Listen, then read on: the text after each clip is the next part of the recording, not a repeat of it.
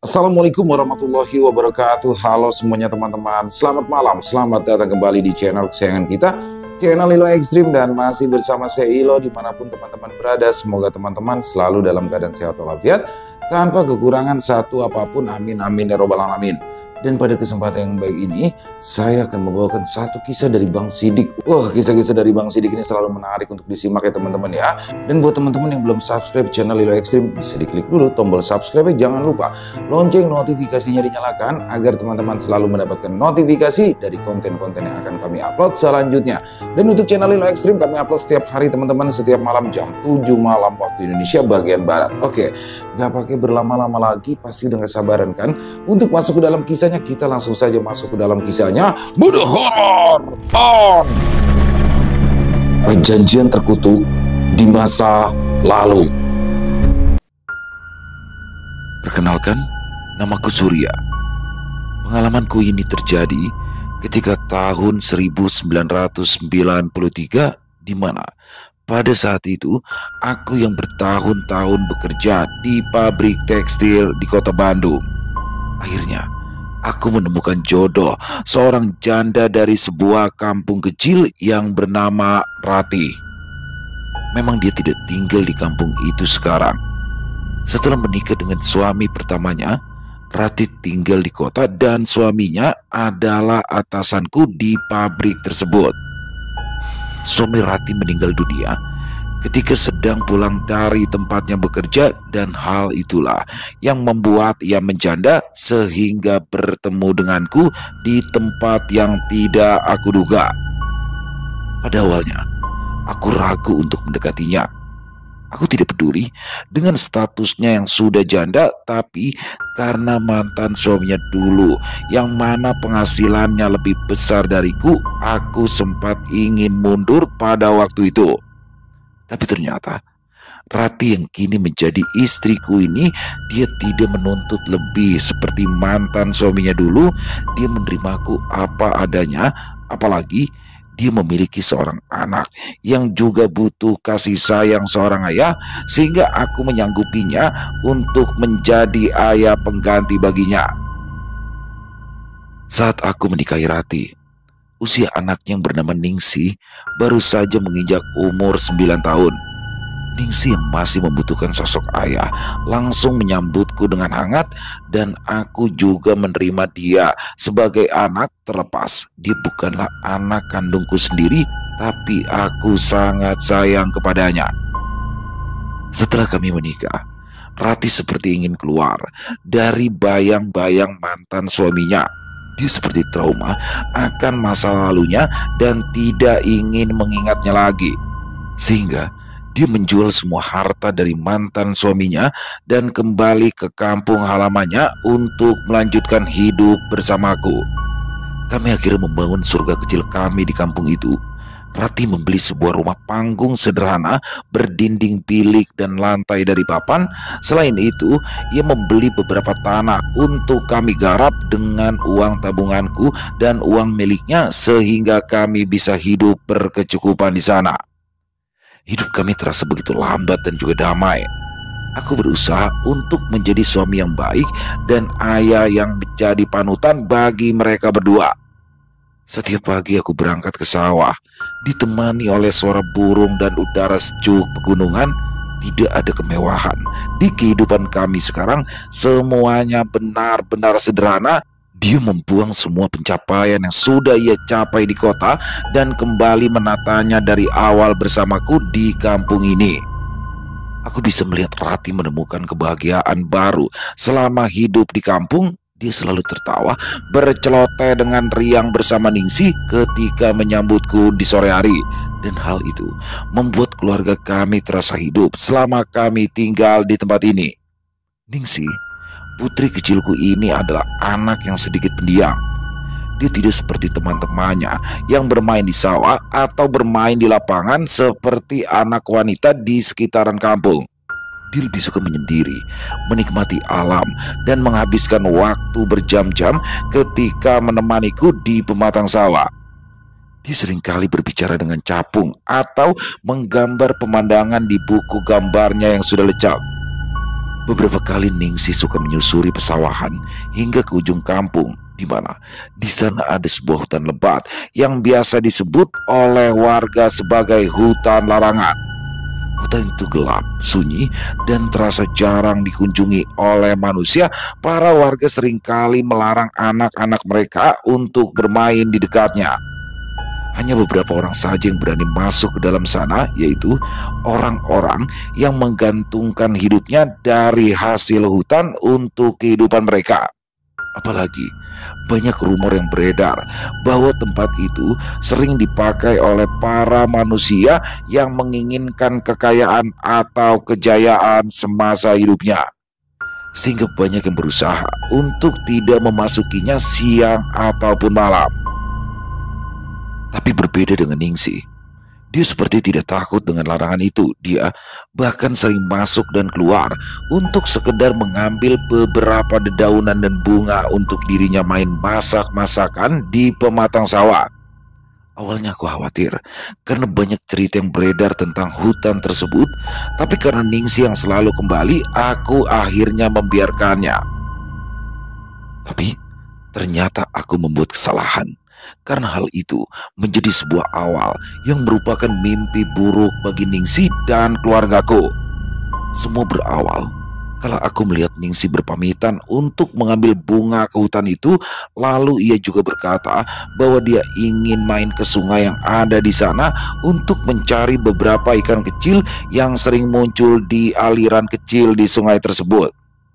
Aku yang sudah terbiasa melihat dia keluar masuk hutan, akhirnya membiarkan ia bermain sepuasnya hingga akhirnya ketika sore menjelang, aku pulang sendirian karena aku tahu biasanya Ningsih sudah pulang lebih dulu ke rumah. Namun, tepat ketika aku sampai, aku tidak menemukan Ningsih di rumah. Biasanya, dia main masak-masakan di depan rumah. Rati yang melihatku pulang sendirian di sore itu, seketika langsung menanyakan keberadaan Ningsih. "Kang, Ningsih di mana?" tanya Rati. Aku menggelengkan kepala, lalu tak lama aku teringat bahwa mungkin saja ia masih berada di dalam hutan. Bentar, kirain tadi udah pulang. Yaudah, kamu tunggu di sini dulu ya, biar Akang susul Ningsih dulu, jawabku dengan panik. Aku langsung berlari di pematang sawah sambil mencari Ningsih, dan ketika aku sampai di dekat hutan larangan itu, aku menemukan dia sedang berjongkok di bawah pohon besar yang ada di dekat sungai. Ningsih tidak bergerak, dia hanya terdiam sambil menatap sesuatu di tangannya. "Ningsih," teriakku, "sudah sore, ayo pulang." Dia menoleh, aku melihat dia hanya menatap kosong. Dia hanya mengangkat apa yang sedang ia pegang, dan di sana aku melihat dia sedang memegang sebuah kelopak bunga cempaka putih yang mekar dengan sempurna. Aku sempat mendekat padanya karena aku heran dia bisa diam begitu lama hanya untuk memandangi bunga tersebut. Namun ketika aku mendekat, ada wangi aneh yang membuatku langsung mendadak mual. Wanginya memang wangi bunga cempaka, tapi seperti ada campuran wangi lain yang menusuk hidung sehingga aku langsung mengerutkan dahi. "Dari mana dapat bunga ini, Ningsih?" tanyaku dengan lembut. Salah satu tangan Ningsih langsung menunjuk ke seberang sungai, di mana di sana adalah hutan larangan dengan banyak sekali pepohonan yang lebat dan tertutup rapat. "Tadi ada yang ngasih waktu Ningsih lagi nyari ikan di sungai," jawabnya dengan nada yang polos. "Akangnya baik deh, bahkan sempat ngajak Ningsih ke dalam. Katanya rumah Ningsih itu di sana." Bulu kuduku langsung merinding. Kalau mendengar kata-kata itu, aku langsung berdiri ke arah hutan yang kini mulai gelap. Tapi di sana tidak ada apapun, yang ada hanyalah pohon-pohon besar. Tidak mungkin ada manusia yang tinggal di sana. Aku akhirnya belirik lagi ke arah Ningsih, mencoba untuk mengambil bunga itu. Namun Ningsih menggenggamnya dengan erat. Dia seperti tidak ingin ada orang lain mengambilnya. Aku menghela nafas panjang. Tak lama kemudian aku mengajaknya untuk pulang. "Yaudah, ayo kita pulang aja. Udah hampir malam. Kalau nggak mau ayah ambil, kamu bawa aja. Tapi simpennya di luar rumah ya. Jangan dibawa ke dalam," kataku sambil memegang salah satu tangannya. Suasana sudah mulai berganti malam ketika aku pulang ke rumah. Kelopak bunga itu dia simpan di atas mainan masak-masakan yang ia punya di depan rumah. Aku masih melihat bunga itu tergeletak di sana selama beberapa hari tanpa pernah dimainkan Ningsih. Pada awalnya aku dan Rati cuek akan hal itu, tapi setelah 3 hari berlalu, aku merasakan hal yang aneh dengan kelopak bunga itu. Kelopak bunga itu terlihat masih segar seperti baru dipetik, padahal kelopak bunga itu sudah berada di tempat itu selama 3 hari. Aku langsung membuang bunga tersebut karena aku takut terjadi sesuatu terhadap Ningsih apabila kelopak bunga itu masih di sana. Dan benar saja, tepat di hari keempat, aku mulai menyadari bahwa Ningsih menjadi lebih pendiam dari biasanya. Dia yang selama ini selalu ikut ke sawah, kini banyak mengurung diri di kamar. Dan ketika malam tiba, kami berdua sering mendengar dirinya seperti berbisik-bisik, seperti sedang mengobrol dengan seseorang di dalam kamarnya. Aku sempat bertanya kepadanya kenapa ia berbisik-bisik di dalam kamar, dan dia dengan polos menjawab, "Aku lagi ngobrol sama Akang." Jawaban itu membuatku dan Rati saling bertatapan karena tidak mungkin ada orang yang menyelinap di dalam kamarnya dan mengobrol dengan Ningsih. Rati mencoba menasehatinya. Dia berkata tidak baik mengobrol ketika malam, jadi Rati mencoba memberitahu bahwa dia lebih baik tidur daripada bermain di dalam kamarnya. Aku dan Rati tahu mungkin ini ada hubungannya dengan hutan larangan yang sering dia masuki. Bisa saja ada demit yang ikut masuk ke dalam kamar dan berkomunikasi dengannya. Tapi aku tidak bisa langsung melarang dia, karena mau bagaimanapun pemikiran dia masih belum bisa membedakan mana sosok gaib dan mana manusia. Setelah Rati menasihati, Ningsih memilih untuk tidur daripada berbisik-bisik seperti kemarin. Setiap ada suara aneh yang terdengar, Ningsih selalu berkata, "Aku mau tidur, nanti mama marah," katanya dengan polos. Beberapa kali Ningsih berbicara sendiri di dalam kamarnya. Dia seperti menolak karena takut Rati marah atas apa yang ia lakukan di dalam kamar. Bahkan dia sempat marah dan mengusirnya karena dia seperti diganggu ketika sedang tidur. Dan Ningsih terus menolaknya karena dia takut jika ibunya akan marah apabila terus mengobrol di dalam kamar. Aku dan Rati bisa kembali tenang karena Ningsih bisa mengerti apa yang kami ucapkan. Namun ternyata itu tidak berlangsung lama, karena tepat pada suatu malam aku kembali terbangun karena mendengar suara seseorang yang bersenandung dari dalam kamar Ningsih. Pada awalnya aku menyangka jika itu adalah lagu anak-anak yang biasa Ningsih nyanyikan, tapi setelah didengar dengan seksama, suara nyanyian itu berbeda. Aku mendengar Ningsih bernyanyi sebuah tembang Sunda kuno yang nadanya begitu menyayat hati. Suaranya memang suara Ningsih, tapi dari nadanya rasanya tidak mungkin anak berumur 9 tahun bisa menyanyikan lagu itu. Aku seketika terbangun dan mulai mengintip ke balik pintu kamarnya. Di sana aku melihat Ningsih duduk di tepi ranjang membelakangi pintu kamar sambil mengayun-ayunkan badannya secara perlahan sambil mengikuti irama senandungnya. "Ningsih, belum tidur?" Aku seketika membuka pintu dan langsung menyapanya. Di sana Ningsih nampak kaget atas kemunculanku. Wajah Ningsih memerah. Dia seperti habis menangis pada malam itu. Dan ketika dia tahu aku masuk ke dalam kamarnya, dia langsung mengusap air mata dan langsung tidur di ranjang sambil menutup tubuhnya dengan selimut. Aku hanya terdiam, mencoba mendekati Ningsih dan bertanya apa yang terjadi. Lalu tak lama kemudian Ningsih berkata, ya, Ningsih mau tidur sekarang. Udah, ayo jangan ganggu," jawabnya pelan. Setelah itu aku kembali keluar kamar dan mematikan lampu kamarnya agar dia bisa tertidur pulas. Pada awalnya aku berpikir bahwa itu adalah fase pendewasaan Ningsih, sehingga ia bersenandung seperti itu. Lagu anak-anak yang biasa diputar kini diganti oleh lagu-lagu yang lain. Semua hobinya perlahan mulai berubah. Namun Ternyata apa yang aku pikirkan salah, karena ada sesuatu yang aneh pada dirinya yang tidak aku mengerti.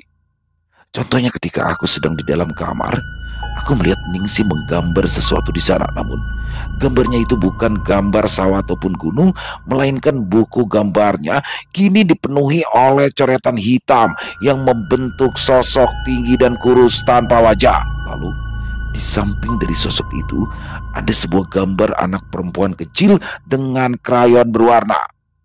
Semakin hari, sifat Ningsi benar-benar berubah drastis. Dia semakin pendiam. Terkadang dia tidak mau berkumpul dengan kami berdua ketika sedang makan malam di rumah. Apalagi di beberapa kejadian, aku seperti tidak melihat wajah Ningsi yang aku kenal. Beberapa kali aku melihat sorot matanya terlihat tua, dingin, penuh dengan kebencian yang tidak aku mengerti. Tapi hal itu hanya terjadi beberapa saat, dan setelah itu dia mendadak berubah menjadi Ningsi yang biasa. Semenjak kejadian itu, aku melarang Ningsi untuk kembali ke hutan, berharap kejadian aneh yang terjadi pada Ningsi akan berangsur-angsur menghilang. Tapi ternyata tidak. Hal aneh yang terjadi di sekitaran Ningsi malah bertambah sering, dan itu membuat suasana di rumah kami semakin aneh sekarang. Di satu malam, Rati pada saat itu baru saja memasak singkong rebus untuk kami santap ketika malam. Tiba-tiba terjadi hal yang membuat kami terdiam, karena tepat ketika kami sedang asik menyantap singkong rebus di piring yang ada di depan kami bertiga, kami dikejutkan oleh piring yang berpindah dengan sendirinya, bergeser ke kiri secara perlahan.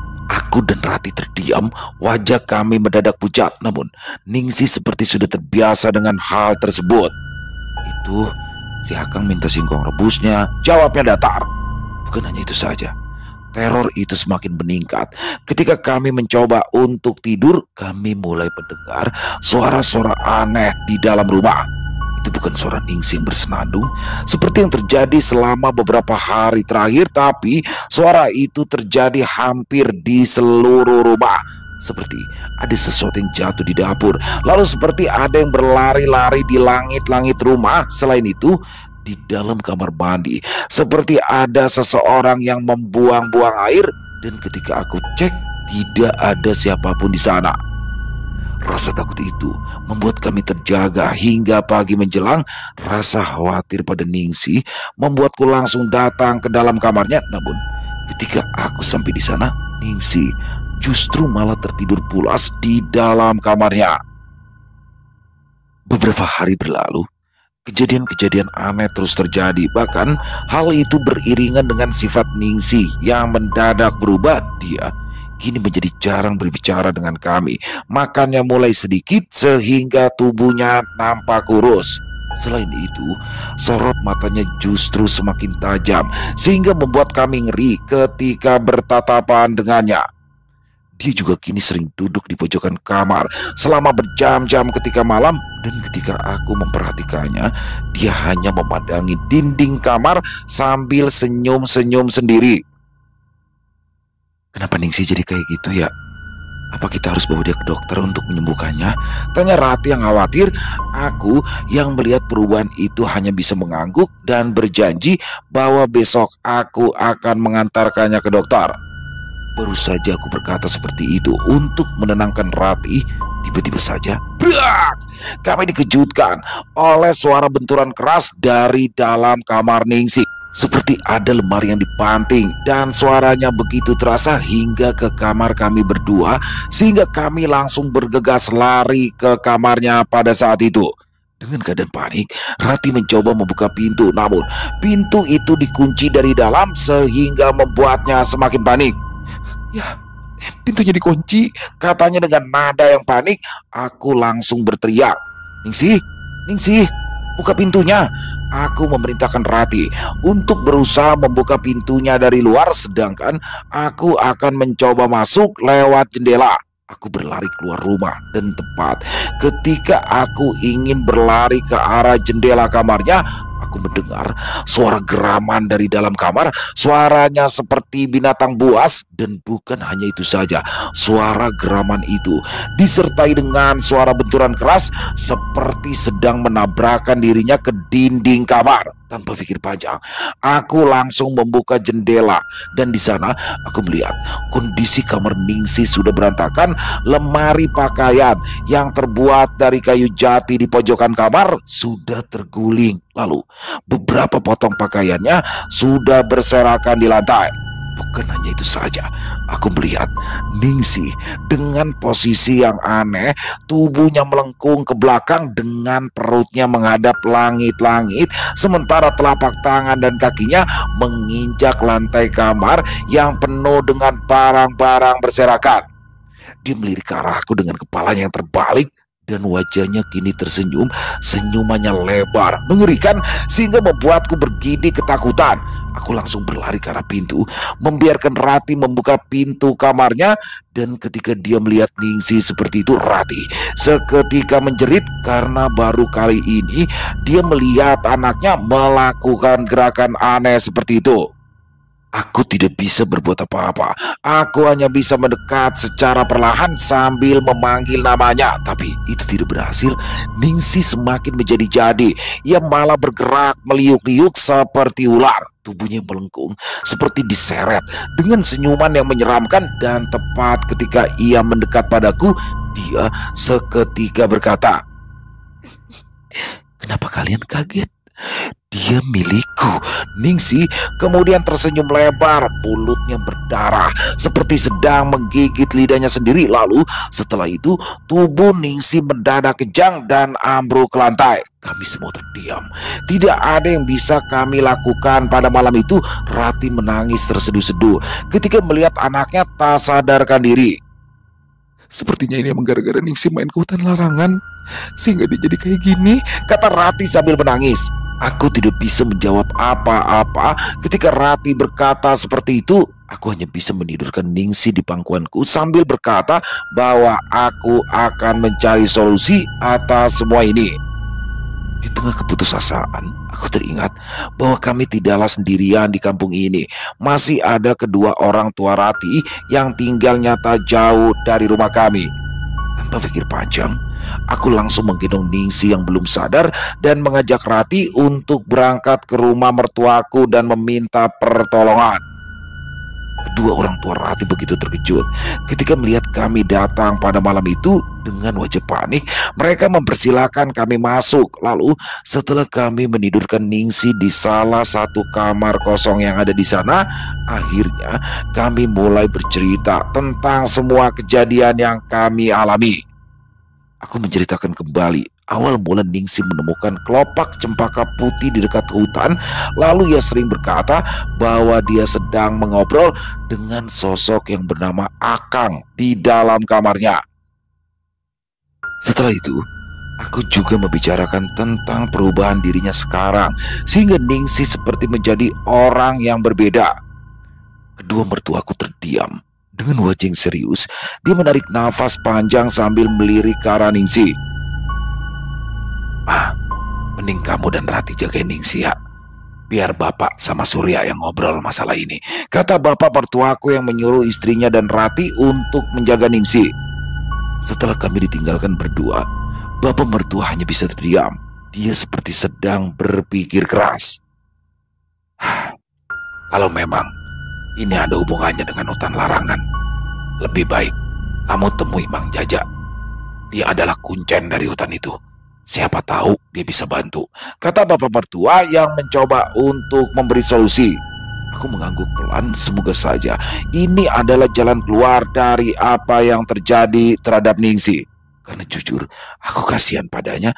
Dia seperti sedang dirasuki oleh sesuatu sehingga kejiwaannya terganggu. Aku, Rati dan Ningsih akhirnya menginap di rumah mertua.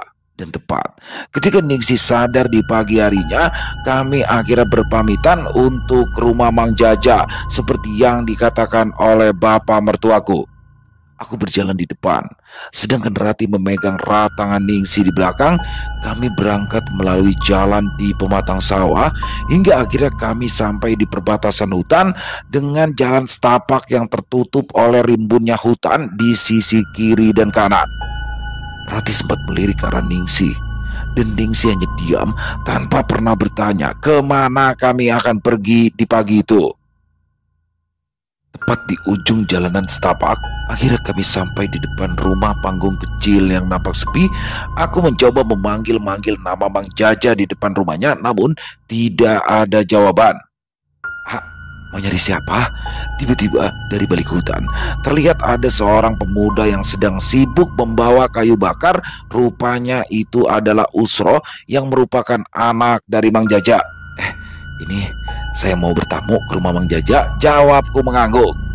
Usro memandangi kami sebentar, lalu tak lama ia mengangguk sambil berkata, "Oh, kalau si bapak mah tadi pagi keluar kampung dulu. Katanya mau jual gula aren, paling nyampe rumah lagi siang, Kang," jawabnya. Aku sempat ingin membalas perkataannya untuk berterima kasih atas infonya. Namun tiba-tiba Rati yang ada di belakangku berteriak, "Ningsi, mau kemana?" Aku seketika melirik ke arah Rati, dan di sana Ningsi sudah berlari meninggalkannya, lalu masuk ke dalam hutan larangan yang gelap dan lebat di samping rumah Mang Jaja. Aku bingung, melirik ke arah Usro, melirik ke arah Rati, dan setelah itu aku baru berlari untuk mengejar Ningsi yang sudah menghilang di dalam hutan. "Ningsi!" teriakku panik sambil terus mengejarnya. Usro yang melihat kami bertiga hanya menggelengkan kepala, entah apa yang sedang difikirkan olehnya, namun dia hanya diam dan mengelus dada sambil menatap kami semua dari kejauhan. "Ningsi, mau kemana kamu?" Grup. Aku berhasil menangkap lengannya, namun Ningsi meronta-ronta dengan kekuatan yang tak sebanding dengan tubuh kecilnya. Wajahnya yang biasanya polos kini dipenuhi dengan kebencian, dan sorot matanya yang dingin itu kembali muncul dan menatapku dengan tatapan yang tajam. "Pas, aku mau pulang," jerit Ningsi dengan suara serak dan berat. Dia terus meronta-ronta mencoba melepaskan tanganku yang memegangnya dengan erat. Aku semakin kebingungan dengan sikapnya sehingga aku langsung menariknya dengan paksa, namun Ningsi terus memberontak. Bahkan dia mencoba menggigitku dengan mulutnya hingga akhirnya terdengar suara yang keras, dan itu adalah suara tamparan dari Rati yang membuat Ningsi seketika tersadarkan. "Pak, sadar kamu!" Suara tamparan itu seolah memecah keheningan di hutan ini. Tubuhnya yang memberontak itu mendadak menjadi lemas. Sorot matanya yang tajam berubah secara perlahan, dan Ningsi yang aku kenal tiba-tiba muncul kembali. Dia menatap ibunya dengan tatapan bingung dan berkaca-kaca. Setelah itu dia menangis dalam pelukannya sambil berkata, "Ibu." Tubuhnya gemetar hebat karena ketakutan. Aku langsung memeluk tubuh mereka berdua, dan hal itu membuatku semakin bingung dan lega atas kejadian yang baru saja terjadi. Dengan langkah berat, akhirnya kami meninggalkan rumah Mang Jaja. Usro yang menunggu di depan rumah berkata bahwa ia akan memberitahukan kepada Mang Jaja kalau sudah pulang. Aku berkata bahwa mungkin Mang Jaja bersedia mendatangi rumah mertuaku apabila dia sudah sampai, karena Ningsi memang harus disembuhkan bagaimanapun juga. Aku pun akhirnya pamit sambil menggendong Ningsi. Dia menangis sesenggukan karena bingung atas apa yang terjadi. Di tengah perjalanan, Ningsi membisikkan sesuatu padaku. "Ayah, si Akang masih manggil-manggil Ningsi untuk pulang. Katanya rumah Ningsi di sana, bukan di sini." Aku hanya bisa mengusap kepalanya dan berkata, "Udah, jangan didengerin, diemin aja," kataku dengan pelan. Sesampainya di rumah mertua, Rati dan ibu mertuaku langsung menenangkan Ningsi. Mereka bertiga duduk di ranjang, berusaha memeluknya dengan erat. Mereka berusaha membuat Ningsi tenang. Bahkan ibu mertuaku membelikan banyak jajanan untuk mengalihkan perhatiannya. Butuh waktu beberapa jam agar Ningsi menjadi tenang, dan setelah sore menjelang, akhirnya Ningsi tertidur pulas karena rasa lelah yang ia rasakan ketika berada di depan rumah Mang Jaja. Aku yang mencoba melihatnya ke dalam kamar, menemukan Rati dan ibunya duduk sambil mengusap-usap dan memijit tubuhnya. "Shh, jangan berisik, biar Ningsih istirahat dulu," kata Rati. Aku mengangguk dan tak lama kemudian aku menghampiri bapak mertuaku yang duduk di depan rumah. Bapak mertuaku nampak termenung, seperti sedang memikirkan sesuatu. Matanya menatap kosong ke arah langit petang yang berubah secara perlahan, lalu asap rokoknya mengepul hingga ke langit-langit rumah. "Pak, sebenarnya apa ya yang terjadi sama Ningsih?" Bapak mertuaku menghela nafas panjang. Ia tampaknya tidak tahu atas apa yang terjadi terhadap cucunya. "Bapak juga nggak tahu, Sur. Ya karena meskipun hutan larangan itu keramat, tapi tidak pernah ada kejadian seperti ini. Apalagi dulu bapak kandungnya suka juga main ke hutan larangan waktu kecil. Tapi gak ada yang terjadi kepadanya hingga dia menikah dengan Ratih dan meninggal karena kecelakaan itu." Sebentar. Maksud bapak, dulu itu bapak kandungnya Ningsih juga sama, sering main ke hutan larangan? Tanyaku dengan nada yang heran. Bapak mertuaku hanya mengangguk, tapi belum sempat dia menjawab apa yang aku tanyakan, tiba-tiba saja, "Bapak!" Ibu mertuaku tiba-tiba menjerit sambil memanggil bapak mertuaku yang ada di depan rumah. Lalu setelah itu, brak! Terdengar suara keras dari dalam rumah. Aku langsung berdiri bersama bapak mertuaku. Dan di sana aku melihat Ningsih sudah terkapar di lantai ruang tengah. Rati yang keluar dari dalam kamar mendadak panik. Dia melirik ke arahku dan berkata, Ningsih dia bantingin tubuhnya sehingga terlempar dari kamar." Suasana di rumah mertuaku menjadi heboh. Ibu mertua dan Rati menjerit sejadi-jadinya. Aku dan bapak mertua langsung menghampiri Ningsih yang terkapar di sana. Namun, tepat ketika aku mendekat, tiba-tiba matanya yang terpejam terbuka lebar. Ia menatap kami semua dengan tatapan penuh amarah dan kebencian. Dari mulut yang mungil itu keluar suara geraman rendah yang tidak berasal dari seorang anak kecil. Ya, Ningsih seperti dikendalikan oleh sesuatu yang liar. Tubuh kecil bergerak dengan cara yang brutal. Ia membenturkan kepalanya berkali-kali ke dinding yang terbuat dari kayu dan anyaman bambu. Anyaman bambu itu pecah dan ujungnya yang pecah itu menggores kulit di dahi dan juga pipinya. Ningsih terluka. Terlihat kepalanya berdarah ketika ia membenturkan kepala. Hal itu tentu saja membuat ibu mertua dan Rati semakin histeris. Hal itu tentu saja membuat ibu mertua dan Rati semakin menjerit histeris. Aku dan bapak mertua mencoba mendekat untuk menahan tubuhnya, namun ketika aku memegangi tangannya, ada kekuatan besar yang membuat tubuhku terempas dan menabrak tubuh bapak mertua yang berada di belakangku pada saat itu. Aku harus keluar, ini bukan rumahku. Ningsih beraung-raung berusaha untuk keluar dari rumah. Dia melirik ke arah kami semua dan tak lama kemudian dia berbalik dan menatap ke arah jendela.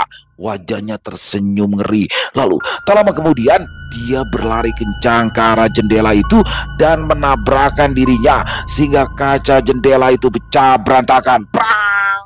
Pecahan kaca yang tajam itu seketika langsung menyayat wajah, leher, dan lengannya. Darah segar langsung menetes dari dalam tubuhnya, membasahi pakaian yang ia kenakan dan lantai di bawahnya. Namun rasa sakit itu seolah tak berarti. Tubuh Ningsih langsung bangkit lagi. Kakinya menginjak pecahan beling tanpa peduli dengan luka yang ada di tubuhnya. Dia kembali menabrakkan tubuhnya ke kusen jendela yang kokoh itu. Brak! Tubuhnya memaksa untuk keluar. Aku dan bapak mertua terus berusaha menarik Ningsih, tapi lagi-lagi aku terempas karena tenaganya begitu kuat. Tubuh itu sudah sepenuhnya berubah. Ya, itu bukan Ningsih yang merupakan anak dari istriku lagi, tapi sudah berubah menjadi orang lain yang sedang menyiksa tubuhnya yang malang itu. Di saat tubuh Ningsih yang berlumuran darah dan hendak menabrakkan diri untuk ketiga kalinya, tiba-tiba saja nampak dua bayangan yang berlari ke arah rumah dengan tergesa-gesa. Ketika sampai di sana, dia melihat Ningsih yang bergerak dengan brutal dan ia langsung berteriak sehingga membuat Ningsih seketika terdiam. "Cukup!" Hal itu tentu saja membuat kami semua memalingkan wajah, dan di sana terlihat Mang Jaja dan Usro sudah berdiri di depan rumah dengan tatapan mereka yang tajam ke arah Ningsi yang berdiri di dekat jendela. Mang Jaja berjalan pelan ke arah Ningsi, dan Ningsi menatap ke arah Mang Jaja dengan matanya yang melotot tajam. Mau ngapain kamu? Kamu gak ada urusan dengan tubuh ini. Ini milikku. Mang Jaja terdiam melihat Ningsi seperti itu. Dia melirik ke arah kami semua, dan ia hanya menggelengkan kepalanya sambil bergumam. Kenapa kamu sampai melakukan ini? Untuk dapatkan si Rati, sehingga anak kamu yang menjadi korban sekarang, gumamnya dengan pelan. Mang Jaja melirik ke arah Usro, lalu tak lama ia berkata, aku tahu siapa yang masuk, tapi aku tidak bisa membuat mereka melihat tindakanku sekarang. Kalau bisa, kamu ajak mereka keluar dan biarkan kita berdua menghadapi makhluk ini sekarang. Usro mengangguk. Dia dengan cepat melirik ke arahku, ke arah Rati, lalu kepada kedua mertuaku. Kalian keluar dulu cepat. Kunci kami dari luar. Dan jangan biarkan siapapun masuk, apapun yang terjadi. Aku dan bapak mertuaku langsung mengangguk, dan di sana aku langsung menarik Rati dan ibunya untuk keluar rumah. Di sana aku mengunci mereka bertiga dari luar, dan dengan gemetar aku hanya bisa mundur dan membiarkan mereka mengeluarkan sesuatu dari dalam tubuh Ningsi. Suara benturan keras terdengar tepat ketika aku mengunci pintu itu. Rumah panggung yang merupakan rumah mertuaku itu bergetar dengan hebat. Lampu-lampu yang menyala di dalam rumah seketika berkedap-kedip dan padam selama beberapa kali sebelum akhirnya terang kembali. Setelah suara keras itu, terdengar suara jeritan Ningsi yang melengking dan bercampur dengan geraman yang berat. Setelah itu, terdengar juga suara keras lagi, suara orang yang dibanting, dan disusul oleh suara dari Mang Jaja yang berteriak, "Usro, bangun kamu, tahan lagi tubuhnya." Terdengar suara orang berlari kembali di dalam rumah, dan setelah itu terdengar suara gelas-gelas kaca di lemari pecah dengan suara benda yang berjatuhan. Suara-suara itu begitu gaduh, seperti ada tubuh yang beberapa kali dibanting, bersamaan dengan suara gumaman dari Mang Jaja yang menggema di dalam rumah. "Tahan!" Mang Jaja berteriak. Dia seperti sedang memerintahkan anaknya itu untuk menahan tubuh Ningsi. Suara-suara yang gaduh di dalam rumah membuat Rati ambruk ke tanah. Kedua tangannya menutupi telinga. Dia tidak ingin mendengar anaknya menderita seperti itu. Begitu juga dengan ibu mertuaku. Tubuhnya berguncang hebat dengan isak tangis yang keras karena dia tidak ingin cucunya mengalami hal yang mengerikan. Aku dan bapak mertua hanya bisa berdiri dan berdoa di depan rumah pada malam itu. Air mataku sudah berlinang. Aku tidak tega melihat anak sekecil itu harus merasakan sesuatu yang di luar kuasanya. Kami tidak bisa berbuat apa-apa. Yang kami lakukan hanya bisa menunggu dan berdoa bahwa Ningsi bisa segera disembuhkan. Lalu secara tiba-tiba suara raungan panjang penuh amarah terdengar dari Mang Jaja dengan begitu kuat.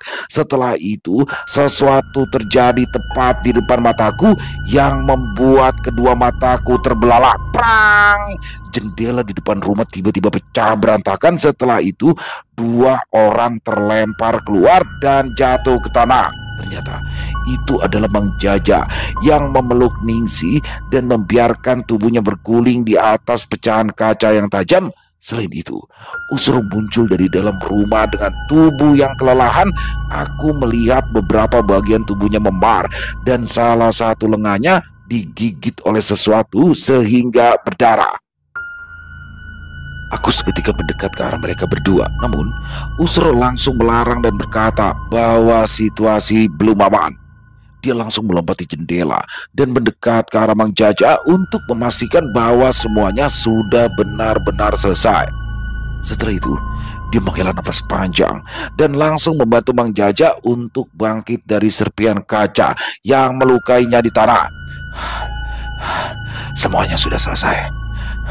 Saya sudah berhasil memulangkan dia," desa Mang Jaja dengan nafas yang berat. Dia menatap wajah Ningsi yang kini tak sadarkan diri. Lalu tak lama ia bergumam, Oh Gusti, kenapa kamu kayak gini sih, Engkos? Kirain kamu dapatkan hati Rati dengan kemampuan kamu sendiri, tidak dengan bantuan seperti ini. Engkos, maksud Bapak teh, Bapak kandungan Ningsih? Tanyaku kepada Mang Jaja dengan nada yang heran. Mang Jaja mengangguk pelan. Dia memanggil Usro untuk menutup luka-lukanya. Sementara ia langsung berkata kembali padaku sambil menghela napas panjang. Dulu, Engkos itu adalah orang yang tidak punya. Dia pemuda miskin yang hidup dari menjual apa saja yang dia dapatkan dari hutan larangan. Karena dia sudah terbiasa keluar masuk hutan dari kecil, kita semua tidak curiga. Apalagi ketika dia keluar dari kampung dan mengadu nasib di kota, hingga akhirnya dia bertemu dengan Rati di sana.